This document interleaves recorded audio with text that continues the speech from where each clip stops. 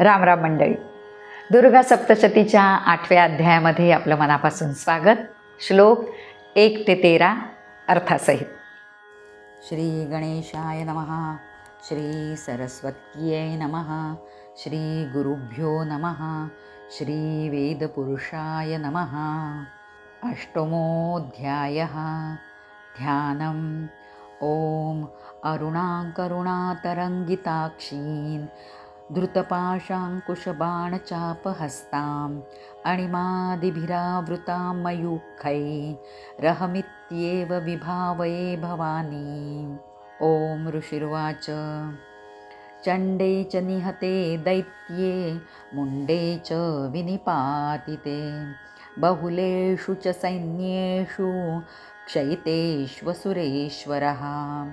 ततः कोपपराधीन चेता शुम्भः प्रतापवान् उद्योगं सर्वसैन्यानां दैत्यानामादिदेशः.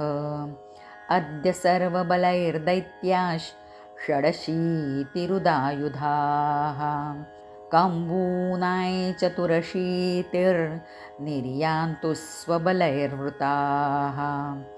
कोटिवीर्याणि पञ्चाश दसुराणाङ्कुलानि वै शतङ्कुलानि धौम्राणान् निर्गच्छन्तु ममाज्ञया. कालकादौर्रुधा मौर्यः कालकेयास्तथासुराः युद्धाय सज्जा निर्यान्तु आज्ञया त्वरिता मम. इत्याज्ञाप्यासुरपतिः शुम्भो भैरवशासनः निर्जगाम महासैन्य सहस्रैर्बहुभिर्वृतः. आयान्तै चण्डिका दृष्ट्वा तत्सैन्यमतिभीषणं जास्वन्निः पूरयामास धरणी गगनान्तरं. ततः सिंहो महानाद मतीव कृतवान् नृप घण्टास्वनेन तन्नाद मम्बिका चोपबृंहयत्. धनुर्जा सिंहघण्टानां नादापूरितदिङ्मुखा निनादैर्भीषणः काली जिज्ञे विस्तारितानना. तन्निनादमुपश्रुत्य दैत्यसैन्यश्चतुर्दिशं देवी सिंहस्तथा काली सरोषः परिवारिताः.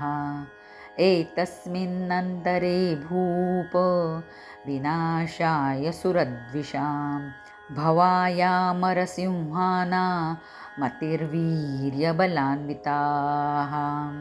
ब्रह्मेश गुहविष्णूनां तथेन्द्रस्य च शक्तयः शरीरेभ्यो विनिष्क्रम्य तद्रूपैश्चण्डिकाययुः. ध्यानम. मी आधी सिद्धिमयी किरणाने आवृत्त भवानी मातेचं ध्यान करतो. तिच्या शरीराचा रंग लाल आहे. डोळ्यात करुणा दाटून आली आहे. तिने हातात कुऱ्हाड, अंकुश, बाण आणि धनुष्य धारण केलं आहे. ऋषी म्हणतात, चंडमुंड हे महापराक्रमी दैत्य मारले गेले आणि त्यांच्या सेनेचा नाश झाला. तेव्हा दैत्यांचा राजा महान पराक्रमी शुंभ याच्या मनात क्रोध निर्माण झाला आणि त्याने आपल्या संपूर्ण सैन्याला युद्धासाठी सज्ज होण्याची आज्ञा दिली. तो म्हणाला, आजच्या आज उदायुध नावाचे 86 सेनापती राक्षस आणि कंबू नामक 84 सेनापती राक्षस आपापल्या सैन्यासह अशा सर्वांनी युद्धासाठी बाहेर निघावं. कोटिवीर्य नामक राक्षसांची 50 कुळं आणि धौम्र नामक राक्षसांची 100 कुळं यांनी माझ्या आज्ञेवरून युद्धासाठी बाहेर पडावं.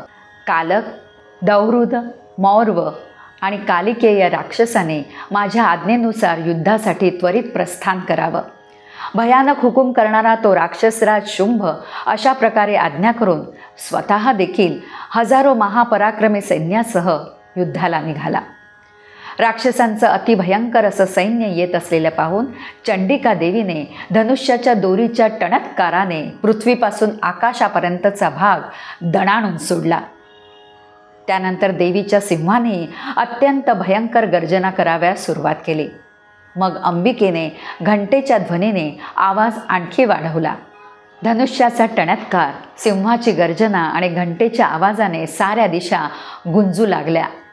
त्यावेळी कालीने आपला जबडा पसरून भयंकर गर्जनेच्या आवाजाने दशदिशा भरून टाकल्या. तो भयंकर नाद ऐकून दैत्यांच्या सैन्याने चारही दिशांनी चंडिकादेवी, तिचा सिंह आणि काली यांना क्रोधाने वेढा दिला. हे राजा, त्याचवेळी राक्षसांचा नाश आणि देवांच्या अभ्युदयासाठी अत्यंत थोर पराक्रम आणि बळ यांनी युक्त अशा ब्रह्मदेव, शंकर, कार्तिकेय, विष्णू आणि इंद्र इत्यादी देवांच्या शक्ती त्यांच्या देहापासून निघून त्यांच्यासारखी स्वरूप धारण करून चंडिकेच्या मदतीस आल्या. मंडळी, आपल्याला हा भाग आवडला असेल तर लाईक करा, शेअर करा. चॅनलवर नवीन असाल तर सबस्क्राईब करा. तेव्हा पुन्हा भेटूया पुढच्या भागामध्ये. तोपर्यंत स्वतःची काळजी घ्या. राम राम.